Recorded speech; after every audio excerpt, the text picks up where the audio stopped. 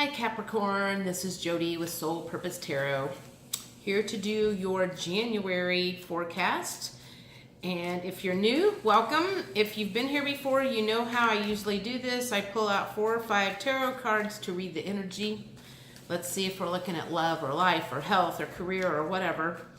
And then I clarify with some different oracle cards. So let's see what's going on.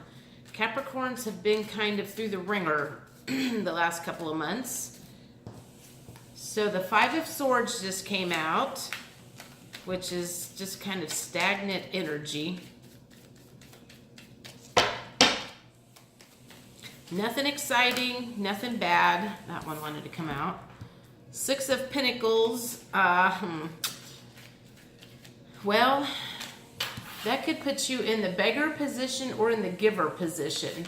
So maybe the cards that come out will help me decipher which position you are in. 7 of Wands in the reverse position.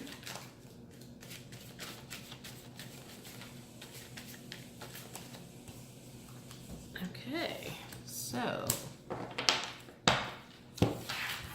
7 of Wands in the reverse position.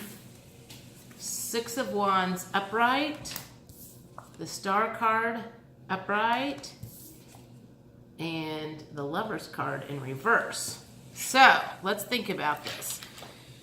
5 of Swords means not much movement. Not good, not bad. 6 of Pentacles, you could be financially, you're trying to balance something. He's got the balance scales there. You're trying to balance some energy. And you're tired of fighting off everybody. Okay. And you've got some dreams that you would like to fulfill. But someone in your love life is not happy about it and trying to hold you back. Okay. So you've got some ideas, you've got dreams, you've got some passions that you would like to work on, but you've still got someone in your family, a spouse perhaps, that maybe is not supportive of what you would like to do. And that is creating a problem from the looks of it. So let's get some mixed emotions and tell me what kind of emotions the Capricorns are working with right now. And let's see what we can get from here. All right, there's 2. Okay. The confused card. Okay. So that tells me that you're surprised that this person in your life isn't more supportive of your ideas, because in the past this person generally has been supportive, and for whatever reason they're not this time around. And the disgusted card came up in the reverse position. Revolted, nauseated, repelled, but it was in the reverse position. So let me keep going and see if I can figure out what that's all about. What emotions are the Capricorns working with right now on their venture? Hopeful. So right at the moment you're not feeling very hopeful, but you're trying to be respectful of the other person's wishes, and this is causing some conflict, is because you want to do what's best for you and do these ideas, but you've got someone in the background who's not as supportive, and I feel like you have been supportive of their dreams in the past. And so you're trying to be respectful of them and trying to see their side of the picture, and you're having kind of a difficult time doing that at this point in time, because I feel like you don't have the full picture. They're not being upfront with you about why they are not as supportive as they normally are. So I feel like they're being a little closed-mouthed and closed-minded at this point in time, and you're not understanding why. So I'm feeling like a big, long conversation needs to be held. And when I say a long, deep conversation, I mean the one where you get in there and you root out everything to the bottom of it and get to it, and figure out what it is. Because what it kind of feels like, it feels like a big old splinter that is down deep, and this conversation needs to happen and get this splinter out, because it's only going to fester and get even worse. And the resistant card came out, which is another emotion that I feel like that is your emotion. You're resistant to having this conversation that needs to be had. Maybe it's because you're not going to like what you hear. Okay, that makes sense. So what I feel like I'm hearing is you have a lot of big ideas. You always have a lot of big ideas, but you're also not very good at following through on these big ideas at a lot of time. And this person in your life that is not being upfront about it is resistant on telling you that they're like, you know what, you have a lot of big ideas, you don't follow through on them, and this is just another one of your big ideas, and I'm not gonna, I'm just throwing stuff out here, so take for whatever it's worth. I'm not gonna move clear across the country for another one of your big ideas that's not gonna work out. So that's where their non-support is coming in from, I feel, is because they've been through this with you before, and they are not willing to go through that with you again, is the feeling that I'm getting from this whole thing. So the last one is inadequate, which is, well, I guess you're feeling inadequate now because you probably know in the back of your mind this is true, and that could be why you're not pushing the whole thing too, is because you know that this big idea that you have that you want to move forward on may be a bust. It's not a sure thing, and you're feeling not quite as confident about it as you would like to, and that's a little concerning to you too. And then the fact that you don't have support from your spouse is even more salt to the wound of your self-doubt that you're having right now. So that's what feels like that's coming through here. I'm going to use some numerology cards. What is the outcome of this? We'll just say the big idea. Let me think. How do I want to word that? What lesson do the Capricorns need to learn? Do I want all these? All right. Okay. I'm going to get one more. Lessons that the Capricorns need to learn from this little hitch.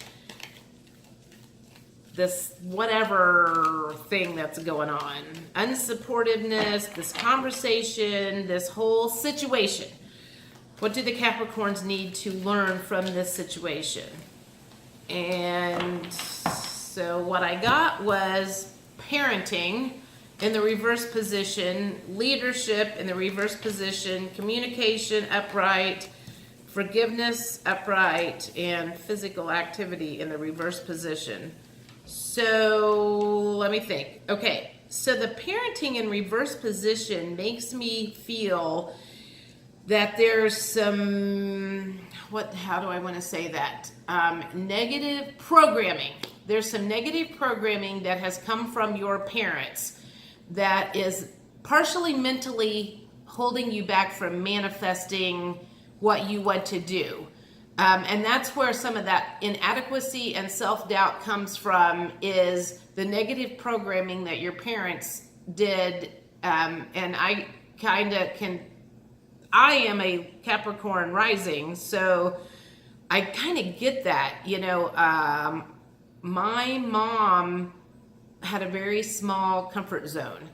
And I had a lot of big dreams that she would have never in a million years tried. I grew up in a very, very small town in southern Illinois, and I was probably 4 or 5 when I knew that I wanted to get out of that town as soon as possible because I had big dreams. And I can remember my mom always saying that I had champagne taste on a beer budget. And it used to make me so mad that she would say that, because she kind of put that thought of not me, she didn't have confidence in herself.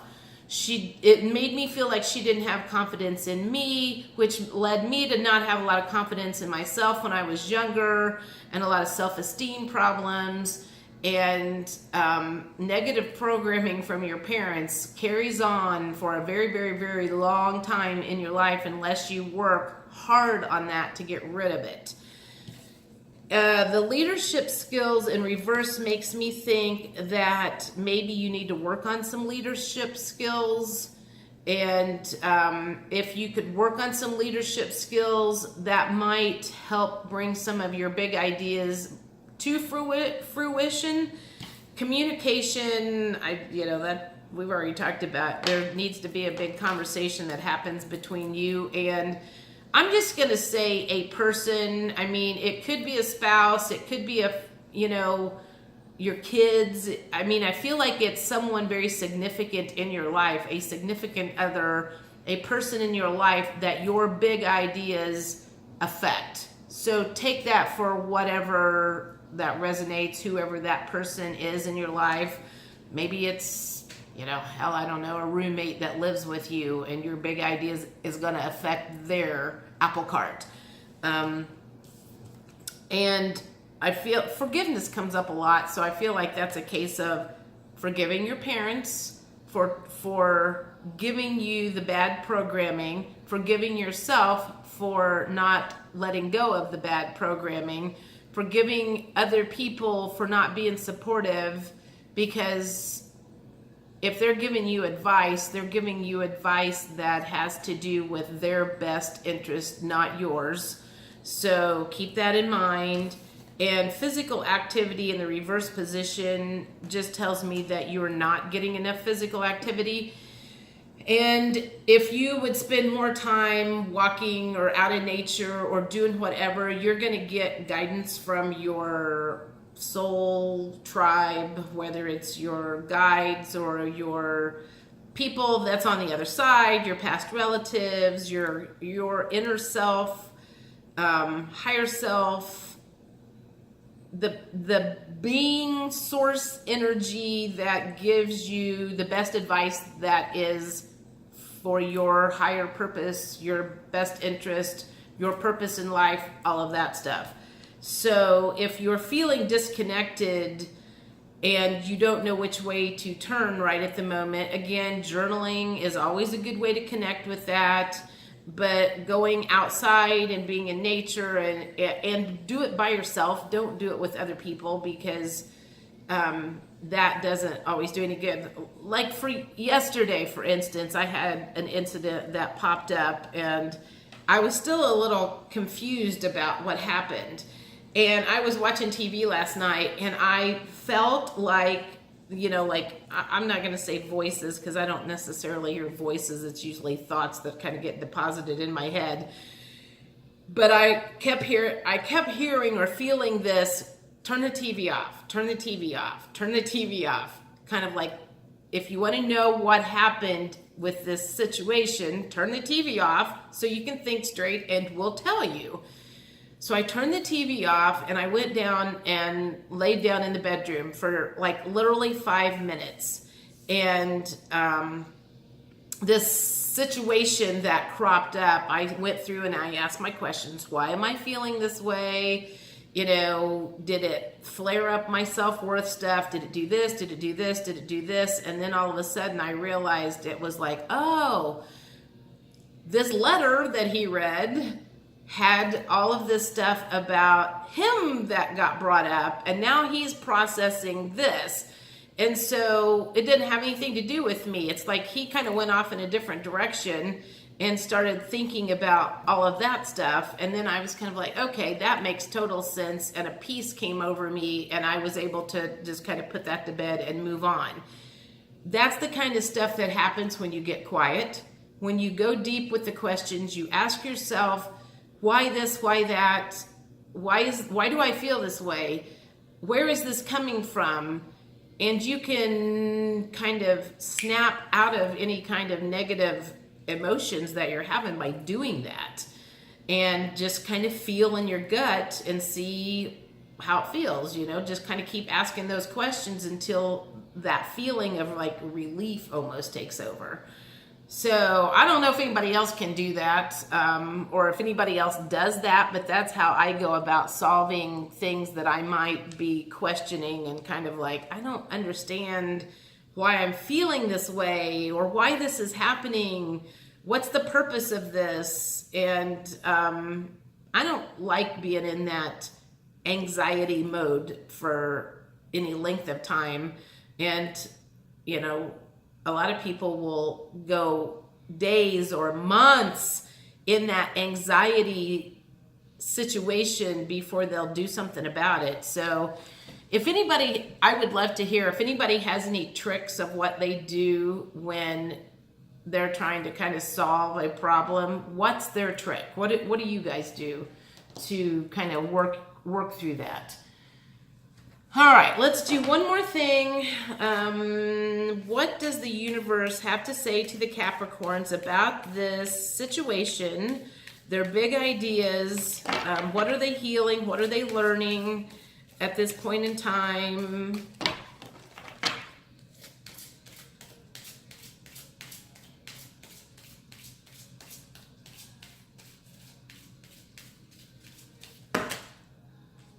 Okay, there's 4.